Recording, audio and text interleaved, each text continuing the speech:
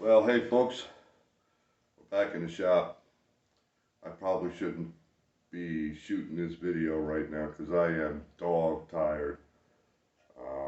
It's Sunday evening in the middle of April, and I just got back from a 4-day whirlwind trip down to Georgia to confer and conference with some of the best sawyers that I can find in the country.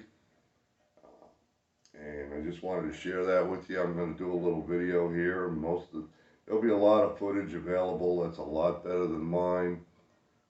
I have snippets. I will confess that I was overwhelmed during the weekend, and I didn't focus a lot of time on taking pictures. The other videos and photographs that will be published from the weekend will be much better than what I could produce. But I thought what I would do is I would take that material and use it to make a video to put up on my website to help educate some of my clients or potential clients about what goes into making wood and how much is involved. It's not buy a sawmill, cut a log. There's a tremendous number of things that are involved. It's a skill.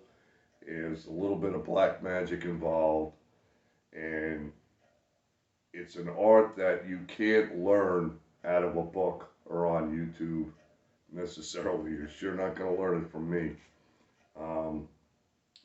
It takes a long time to learn, and when you find people that are really, really good at it and dedicated a career to it and have built equipment based on their needs, it's a rare opportunity, and I had such an opportunity to join a group of sawyers from the Forestry Forum from all over the country and Canada. Came down, and we went to Georgia, and we met at a sawmill owned by Jake Dean called Custom Sawmilling, and you can go look him up. It is thecustomsawyer.com. That's all one word, TheCustomSawyer.com. He's got an outstanding facility with some of the best equipment and some unique equipment that you won't find anywhere else. He has the capability to do things that would boggle your mind. They boggled mine. And I'm shooting this little clip here as an introduction to this video so you understand a little bit about what's going on. Yes, it's a get-together, and yes, we do some demonstrations, so to speak, but Jake runs a business, and Jake has to make money, and Jake's got to keep production up. It just so happens that whatever he happens to be doing at the time coincides with an opportunity to share a lot of knowledge with the rest of us.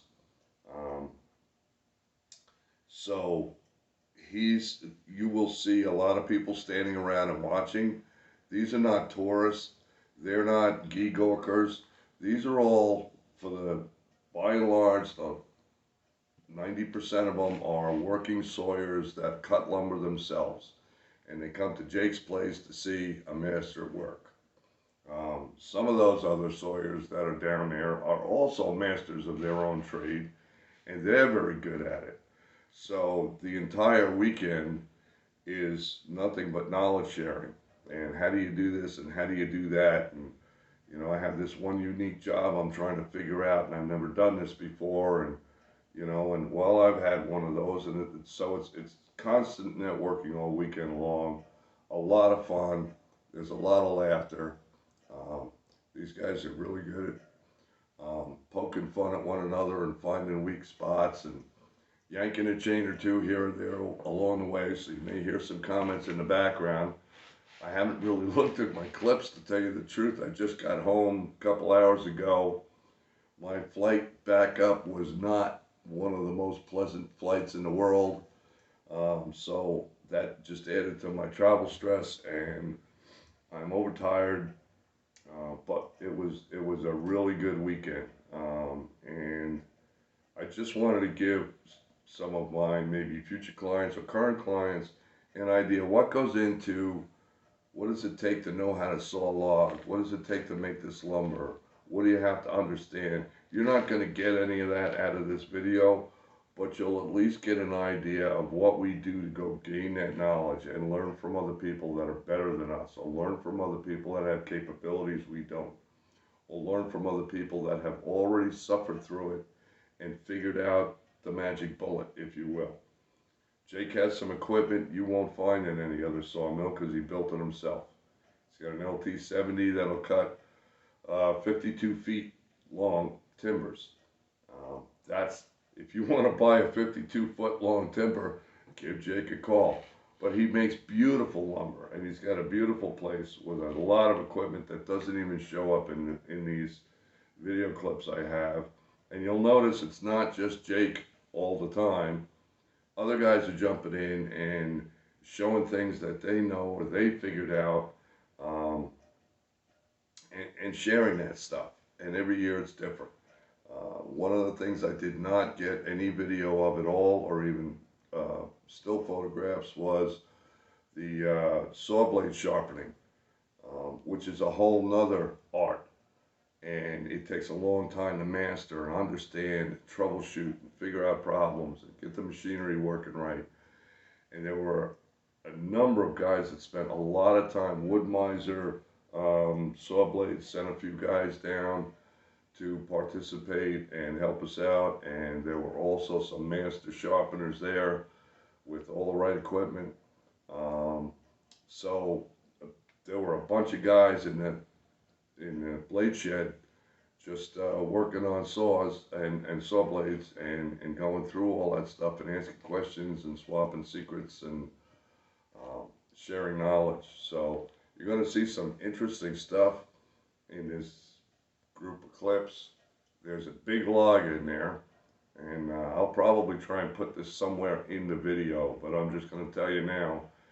It's a sinker cypress log, and I tried to count the rings on that log to get an age on it, and it got really hard, but best I could figure, that log's about 300 years old. And if you notice the end of the log before it gets bucked off and put up on the mill, the end of that log is axe cut, and they stopped doing axe cuts back in the 1880s. So that means that that tree was felled somewhere 1880 or before. So it's been sitting in the water, buried and lost since then. And it finally got found and came up and got put on a truck and showed up at Jake's mill on Friday morning while we were doing other stuff. And so we made that the center of attention, and we split that log in half and made the timbers out of it that his client wanted. You won't even see a log like that in your lifetime, I can almost guarantee it. To see one sawn up and you know, maybe lend a hand tailboarding some stuff off and or tail gunning some boards off, is an opportunity that us northern guys seldom if ever get in a lifetime. So that was kind of cool. And the weekend was neat. And so I wanted to thank Jake. I wanted to thank his family. I wanted to thank all of the other Sawyers that showed up, guys that I have been talking to online for years, and some of whom I've met before at other events, and some of whom this is our first opportunity to shake hands. So all the way around, it was a special weekend. And a lot of those guys, you know, traveled great distances to be there and brought stuff. So they shared knowledge. We had a dendrology test, and then we had it turned into a little bit of a seminar type thing. I confess that most of the trees they had, and they had a lot of tree samples there, were foreign to me because we don't get them up north here. So there were a few that I knew, but not many of them. It was a little tough to swallow, but it was a great weekend. And this is what goes into building knowledge to build your business and serve your customers well. You can't just, do your own thing and figure it out yourself all the time. It takes a lot of people to share that knowledge, and that knowledge is dying out. There's not a lot of people that do this. I mean, there's thousands and thousands of bandsaw mills all over the world. Thousands. There's millions of them probably. But not a lot of people get real good at it. And very few people get to the level of Jake and several of the other Sawyers that we had there this weekend. So I'm sharing you some clips. It won't make a lot of sense. If you have questions, you can send them to me. But I just wanted to preface the whole thing so you have a clue what's going on. I hope that makes some sense. If not, it'll be one of those videos that gets 3 watches, and that's fine too, because I'll go back and watch it every year or so just for the fun of it. I can't remember when I had such a good time without breaking the law.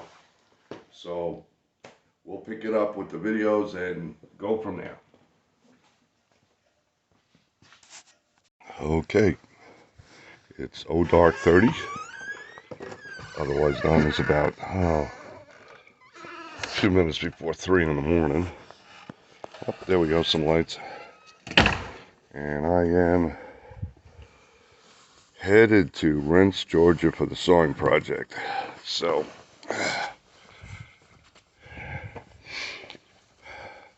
you do things like this once in a while. And this one I've been looking forward to for years. Gonna go gain some knowledge, talk to some of the best sawyers I know in the country, and boy, this phone camera I'm using sure doesn't pick up light very well. I'm trying to lock the gate with the phone in my hand. Hopefully I don't have to watch this. Here we go. It's pretty dang dark, not quite half a moon, and I can't even see the ground while I'm walking. I'm over by the wood pile. Here we go. A little bit of light here. Ooh. Hang on. I packed a little heavier than I thought. That's okay. I will endure. Okay. So, bag in the back.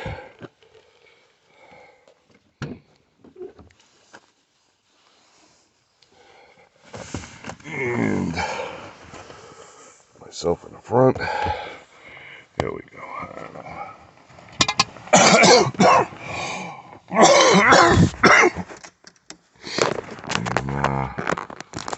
Yeah, there we go. Get this truck fired up. Mess around. So 1 hour trip up to Albany, and then mess around at the airport for a while, and then 2.5 hour flight to Georgia, and the fun begins.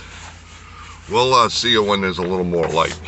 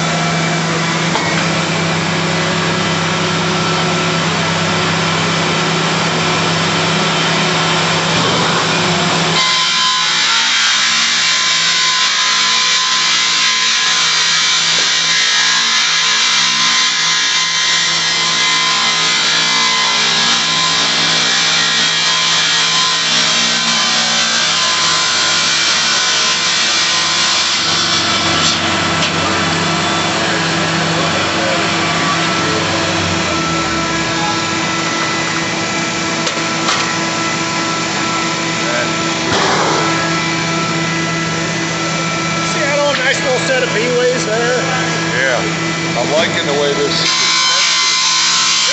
I gotta make one of those. That's just locked on tight on the leaf screw, basically. I don't know that it has to be a leaf screw with it. No, but I got one. Hey, just use a straight shaft on it. Well, no. I take that back. But you can just put a thread that in. Right. Yeah. This is a nice setup between the lasers, top and bottom, on 2 different runways with the chain feet. I like that. The laser? Set it wherever the blades are. Quick, fast.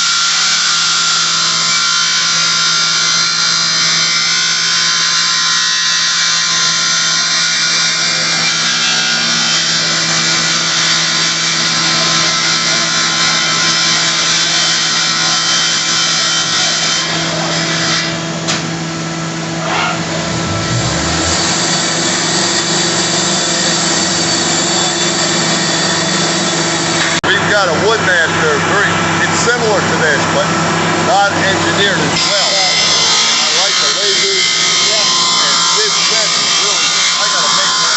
Well, you know, like even on the Woodmaster, you had a little bit of space off that big plate, so sometimes you got those little lifting boards. Yeah. It's a lot easier, but this has that adjustment with the laser. Yeah, it's nice. This can also be fitted for a gang blade as well. This works off of the fixed blades here, and yeah, that is slick.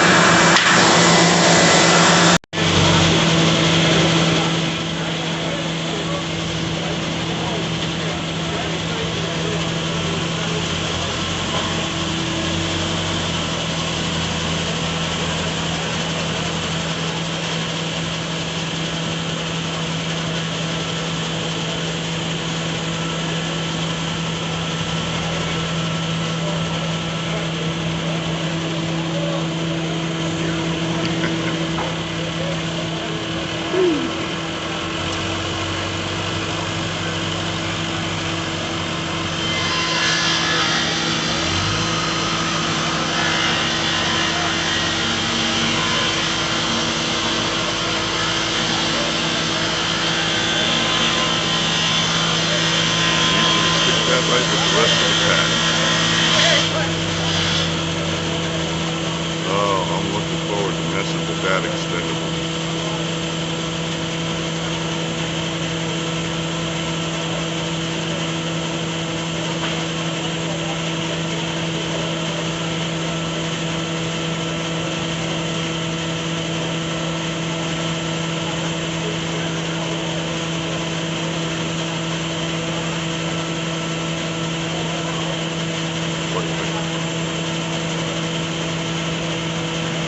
Nothing like a good operator.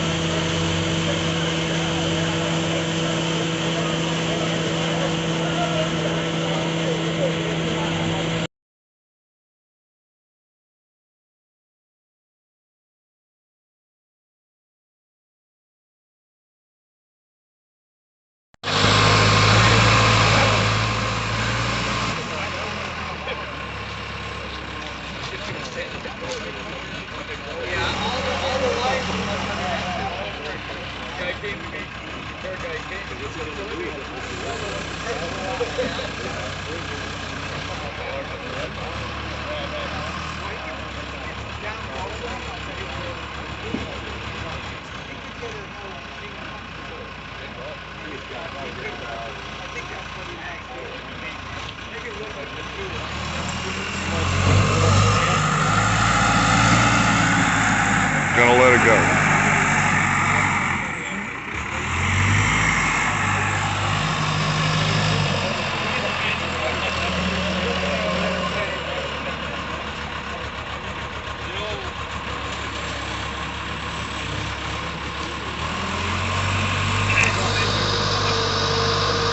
You got it. Whoop.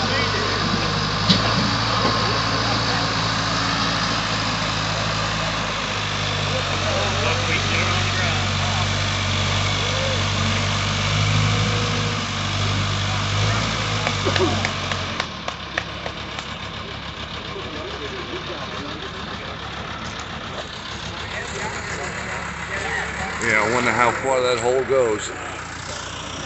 Heard that saw running and I'm thinking, is he chainsaw milling that damn thing?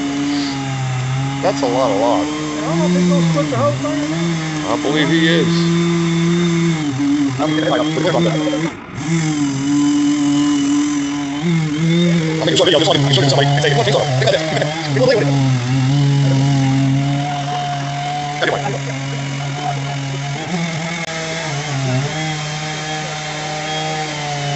That's a lot of log.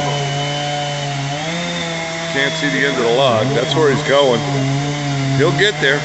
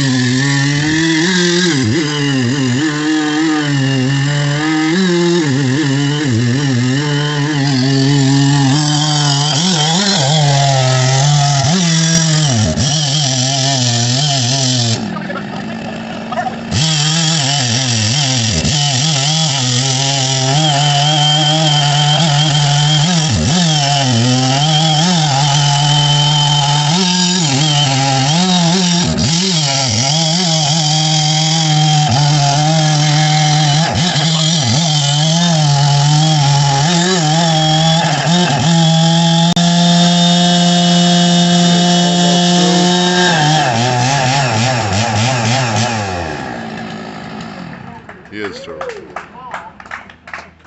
you want a quarter side? Hey, now's the perfect time to do that. You done got the pith out of it. He really wanted one bite. Sir? He really wanted one bite instead of that great big shot. Actually, it does. All the one. Yeah, but we got the... Travis, how Take the chainsaw over the Wood Miser 1000 any day. yeah.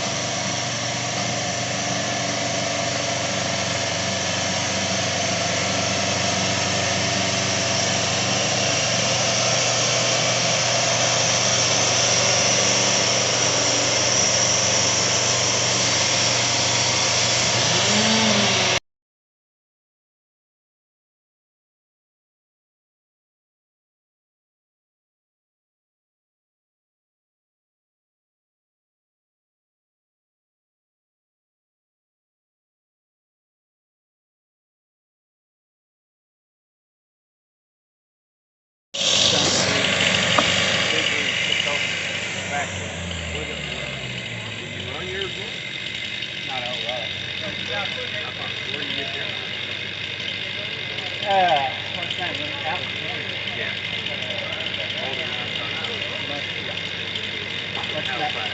Let's match the practice.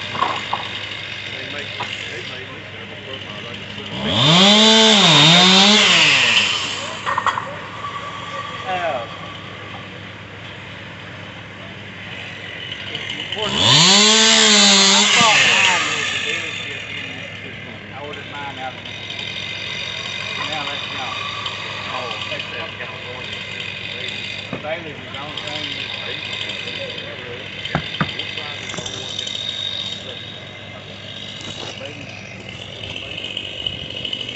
Look at the water on that wood. Log's been underwater for 100 years. Pretty green.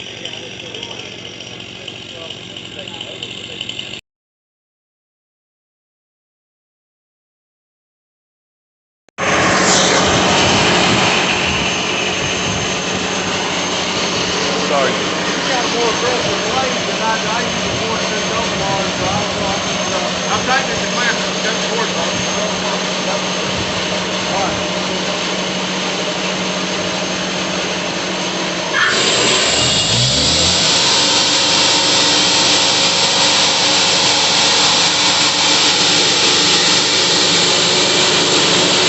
Look at that.